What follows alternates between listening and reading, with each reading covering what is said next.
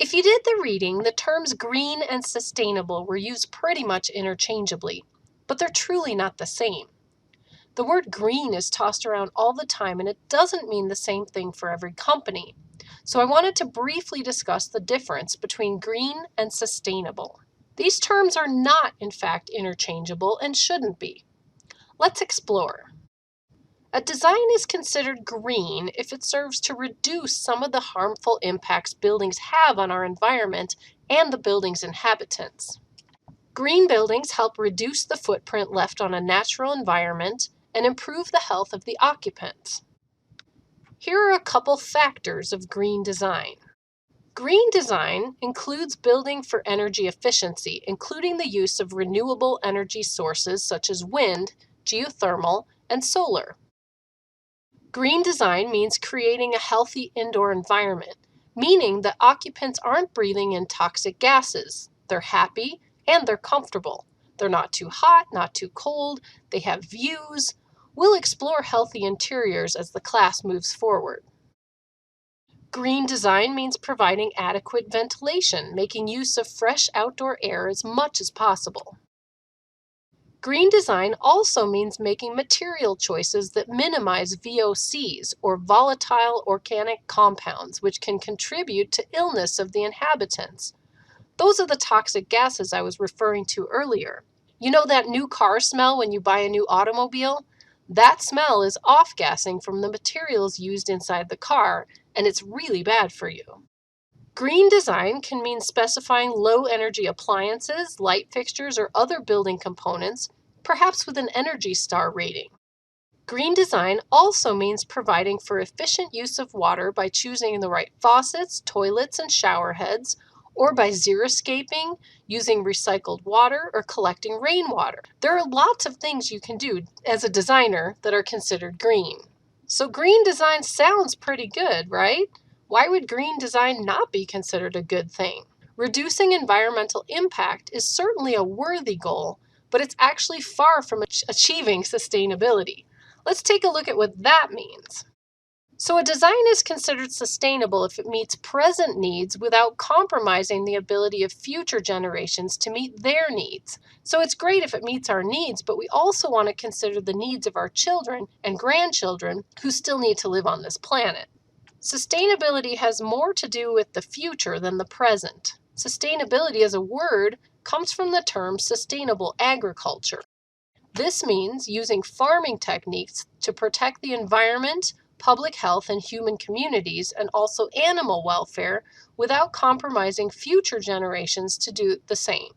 In that regard, sustainable describes how biological systems remain productive over time. We're now looking at long-term maintenance and well-being of the natural world for humans and responsible use of our natural resources. Most of our natural resources are finite. If we continue to use them up, we'll eventually have none left.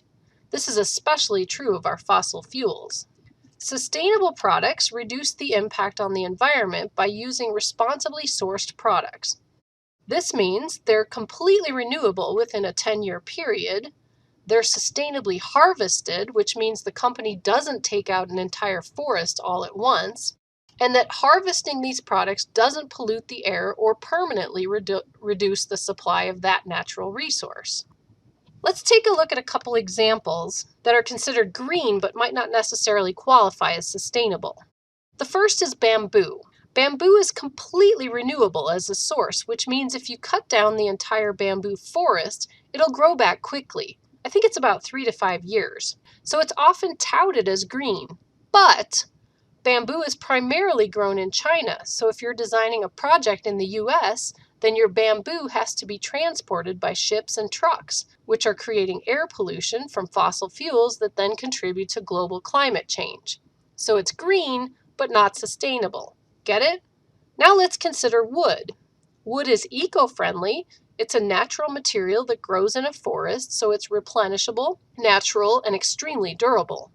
Wood products generally last a long time, but they're not necessarily sustainable. Many woods are irresponsibly harvested, meaning the logging company clear cuts an entire forest and permanently depletes the supply of trees.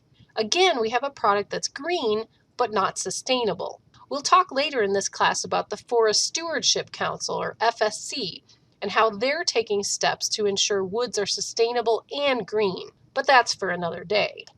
So here are a couple things to remember when thinking about sustainable design. Urban sprawl is terrible for sustainability. Giant home sizes associated with levels of energy and resource consumption are not sustainable.